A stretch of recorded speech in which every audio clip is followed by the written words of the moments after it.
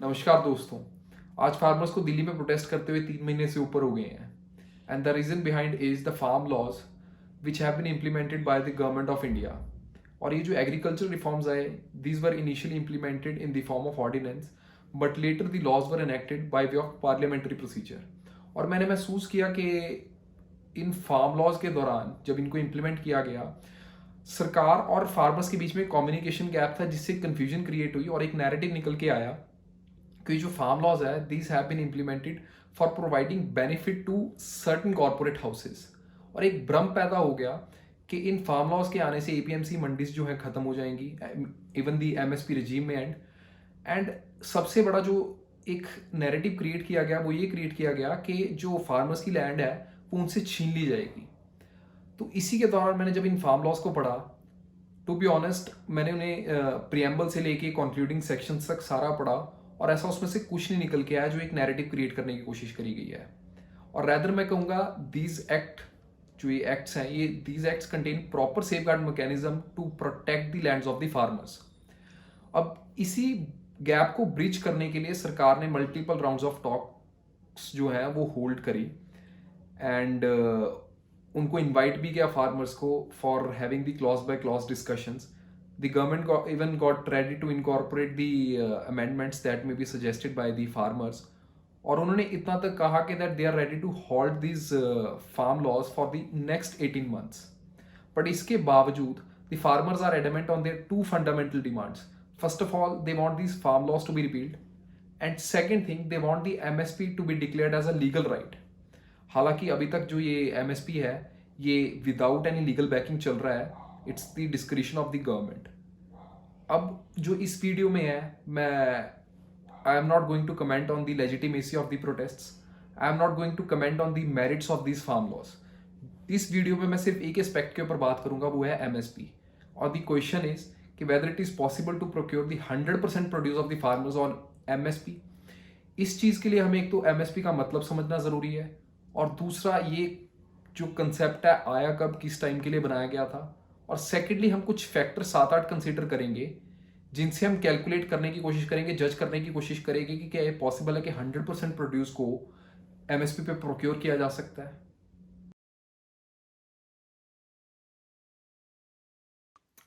अब समझने वाली बात यह है कि एमएसपी का कंसेप्ट कब ओरिजिनेट हुआ और इसका मतलब क्या है। 1960s में जब हम स्कार्सिटी ऑफ सीरियल्स को फेस कर रहे थे, तब सरकार ने सोचा कि कुछ एग्रीकल्चरल रिफॉर्म्स लेके आए जाएं ताकि हम मूव कर सके फ्रॉम स्कार्सिटी टू सरप्लस। और इसका वन ऑफ द कंपोनेंट था ग्रीन रेवोल्यूशन। अब ग्रीन रेवोल्यूशन को सक्सेस बनाने के लिए ये ज़रूरी था कि हम फार्मर्स को इंसेंटिवाइज करें ताकि वो उन क्रॉप्स को ऑप्ट कर सकें जो ग्रीन रेवोल्यूशन के अंडर फॉल कर रही हैं, जैसे कि वीट एंड पैडी। अब वीट एंड पैडी जो थी, ये क्रॉप्स बहुत ही ज़्यादा लेबर इंटेंसिव थी और साथ ही साथ इनका जो मार्केट में प्राइस था वो ल्यूक्रेटिव नहीं था। इसलिए एमएसपी का कंसेप्ट ओरिजिनेट हुआ ताकि एक प्राइस एश्योर कर सके फार्मर्स को, ताकि वो उन क्रॉप्स को ऑप्ट कर सकें। अब एमएसपी, जैसे कि मैं पहले ही बता चुका हूँ, ये एक सेफगार्ड मैकेनिज्म है जो मिनिमम प्राइस एश्योर करता है which is guaranteed bye the government. In case अगर ओपन मार्केट का प्राइस एमएसपी से कम है तो फार्मर्स के पास ऑप्शन होती है कि वो अपनी प्रोड्यूस को एमएसपी के ऊपर गवर्नमेंट को बेच सके। इसका मतलब ये हुआ कि इसके हमें दो फायदे हैं।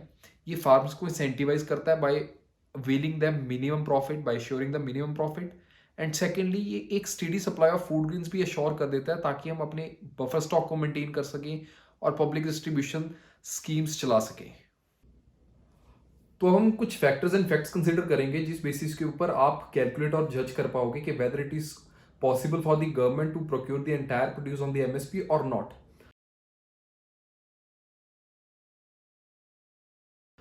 जो फर्स्ट फैक्टर है वो ये है कि large stock with the FCI. Fortunately we have moved from scarcity to surplus situation thanks to the green revolution. और as per the FCI data, जो गोडाउन्स में स्टॉक अवेलेबल है फूड ग्रेन्स का, वो है आज के टाइम पे 821 lakh ton, which is 3.5 times more than the strategic and operational reserves that we require. अब इससे एक जो प्रॉब्लम निकल के आई है that we are facing the problem of plenty. उससे क्या हो रहा है कि एफसीआई के गोडाउन्स में फूड ग्रेन्स ओवरफ्लो कर रहे हैं और उससे वेस्टेज बहुत ज्यादा इंक्रीज हो रही है। 5 to 7% of the food grains are wasted और around 20% of the fruits and vegetables are wasted.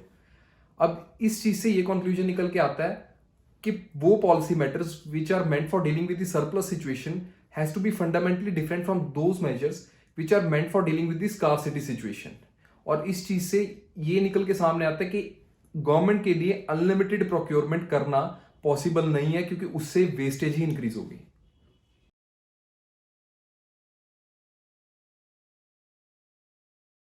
Second factor जो इसमें कंसिडर करने वाली बात यह है कि इस पर्पस के लिए हमें कितने प्रोविजंस चाहिए। As per the government estimates, अगर एमएसपी बेस्ड प्रोक्योरमेंट करनी है तो एक साल के लिए कम से कम 17 लाख करोड़ रुपए चाहिए। अगर दूसरी तरफ इस फिगर का हम कंपैरिजन इस साल के बजट के साथ करें तो इस साल के बजट का साइज है 34.83 लाख करोड़ रुपए। तो आप लोग क्या समझते हैं कि पॉसिबल है कि हम half of the budget MSP based procurement के ऊपर लगा दें, as a consequence of which other crucial sectors of the economy will suffer. और तीसरा फैक्टर जो इसी के साथ रिलेटेड है वो ये है कि under section 10 subsection 1 of the income tax act, agricultural income of the farmland is tax exempt, is income tax exempt up to any limit। इस प्रोविजन का मिसयूज करते हुए certain big farmers, certain politically influential people जो है अपने black money को white में convert कर लेते हैं। दूसरी तरफ कुछ ऐसे बिग फार्मर्स हैं जो अपने पैसे हैं वो एक सैलरीड एम्प्लॉय से भी ज्यादा कमा रहे हैं, बट फिर भी वो इनकम टैक्स नहीं दे रहे हैं। और तीसरी तरफ कुछ ऐसी बड़ी कंपनियां भी हैं जो जैसे कि सीड कंपनीज हैं जो करोड़ों रुपए में प्रॉफिट तो कर रहे हैं, but under the garb of this provision they are not paying anything. तो आप समझ सकते हैं एक तरफ 17 लाख करोड़ रुपए चाहिए और दूसरी तरफ ये जो सेक्टर है इनकम टैक्स एग्जाम्प्ट है। तो इस चीज के लिए प्रोविजन कहां से आएगा किसी को नहीं पता।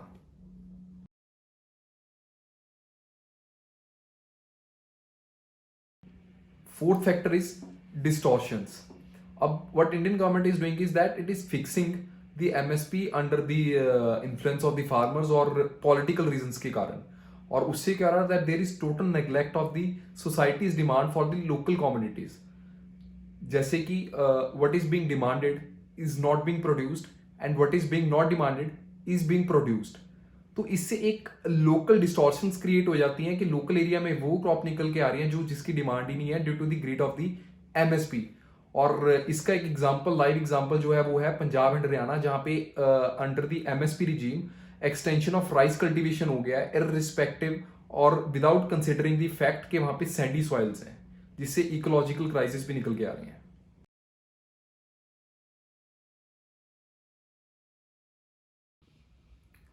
फिफ्थ पॉइंट है ये एमएसपी का कंसेप्ट डाइवर्सिफिकेशन खत्म कर रहा है, क्योंकि एमएसपी के कंसेप्ट के अंडर फार्मर्स जो हैं वो ल्यूर हो जाते हैं ऑप्ट करने के लिए उन्हीं क्रॉप्स को जो उनको जिसके ऊपर उनको गारंटी होती है कि government will procure, as a consequence of which जो लोकल डाइवर्सिफिकेशन है खत्म हो जाती है, क्योंकि हर एक लैंड की अपनी स्पेशलिटी होती है।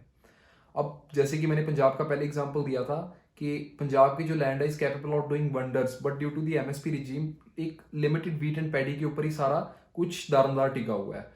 और एक रिसेंट में एग्जांपल देना चाहूंगा mushroom king of Punjab Sanjeev Singh ji का, जो साल में 1.25 करोड़ रुपए कमा रहे हैं। अब इमेजिन करके देखो अगर वो भी एमएसपी के लालच में अपने रिसोर्सेज और जो अपनी एनर्जी है सिर्फ व्हीट और पैडी के ऊपर लगा रहे थे तो उनका रेवेन्यू क्या होता।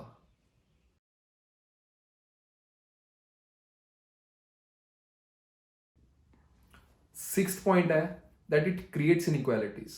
अब जो मैंने डेटा देखा एज पर दैट जो फार्मर्स कवर हो रहे हैं एमएसपी के अंडर वो 6% ऑफ द फार्मर्स कवर हो रहे हैं इंडिया के, और इसमें भी जो मेजर चंक है वो पंजाब और हरियाणा का है। इन केस अगर हम स्पेसिफिक केस पंजाब का देखते हैं तो 70% ऑफ द व्हीट आउटपुट और 85% ऑफ द राइस आउटपुट जो है वो एफसीआई प्रोक्योर करती है under MSP from Punjab only. और इन केस ऑफ यूपी, अगर यूपी का देखें कंपैरेटिवली पंजाब से, तो सिर्फ 10% of the wheat and 24% of the rice जो है वो प्रोक्योर कर रही है। यहां तक कि यूपी एक बहुत ही बड़ी स्टेट है और पॉपुलेटेड है पंजाब से। तो इस केस में मैं जो सोचता हूं कि ideally whatever be the quota of the FCI it should be equally divided amongst the state based on the parameter of the population और एरिया। और इन दोनों पैरामीटर्स के ऊपर जो मैं सोच रहा हूं पंजाब इज ओवरली पैम्पर्ड।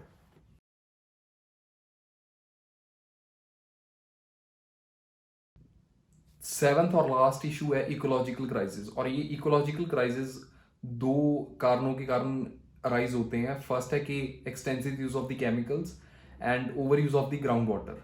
तो अगर हम केमिकल्स का यूज देखें पंजाब में इन द लास्ट 5 डिकेड्स, मतलब after the coming up of the green revolution, जो पंजाब में वीट की प्रोडक्शन इंक्रीज हुई है वो ये 4 टाइम्स इंक्रीज। और इस 4 टाइम वीट के प्रोडक्शन को इंक्रीज करने के लिए पंजाब में 4200 टाइम्स केमिकल का यूज इंक्रीज हुआ है। आप समझ सकते हैं ग्रेविटी ऑफ द इशू कि 4 टाइम्स वीट को इंक्रीज करने के लिए 4200 टाइम्स केमिकल का यूज इंक्रीज हुआ है। इससे क्या होने शुरू हो गए, हेल्थ इश्यूज क्रिएट हो गए हैं। फॉर एग्जाम्पल के तौर पे जो पंजाब में कैंसर पेशेंट्स हैं, वो जो उसका रेट है वो 90 कैंसर पेशेंट्स पर 1 लाख पीपल है। वो नेशनल एवरेज से हायर है, क्योंकि नेशनल एवरेज जो है वो 80 कैंसर पेशेंट्स पर 1 लाख पीपल है। और दूसरा जो है वो है over use of the ground water. अब हम इस ट्रेडिशनल क्रॉप साइकिल का अगर निकाल के चले हिसाब किताब, तो ये है कि 1 kg पैडी उगाने के लिए हमें तकरीबन 5377 लीटर्स वाटर चाहिए, और दूसरी तरफ 1 kg वीट उगाने के लिए 1500 लीटर्स ऑफ वाटर चाहिए।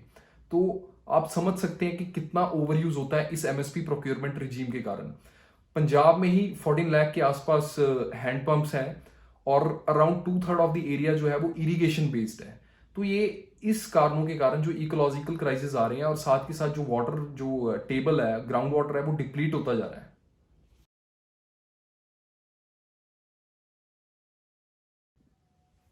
अब हम कंसिडर करेंगे that whether the MSP regime is going to end under the new laws और नॉट। और इस चीज के लिए हम कंपेयर करेंगे 5 years of the UPA government with the last 5 years of the NDA government. अगर हम यूपीए गवर्नमेंट के अंडर देखें, there was average increase of 9% in the MSP rate, but at the same time the food inflation was around 8%, यानी कि the farmers were being incentivised just 1% above the food inflation. और दूसरी तरफ अगर हम NDA government के rule के under देखें, there has been sustained increase, or there has been average increase of 8% in the MSP rate, but the food inflation at the same time has been around 4%, यानी कि the farmers are getting 4% more than the food inflation। And further अगर हम UP government के under देखें, तो UP government ने 2009 से लेकर 2014 तक 3.76 लाख करोड़ रुपए अंडर द एमएसपी हेड खर्च करे, और दूसरी तरफ एनडीए गवर्नमेंट ने 2014 से लेकर 2019 तक 8 लाख करोड़ रुपए अंडर द एमएसपी हेड खर्च करे। तो in the view of the fact that there has been sustained increase in the MSP procurement, there has been sustained increase in the MSP rate under the NDA government, it can be easily gathered that MSP regime is not going to end। अब ये जो मैंने factors सारे बताए, in the light of these factors, now you are the judge to decide whether it is possible to provide the statutory backing to the MSP or not। Thank you so much।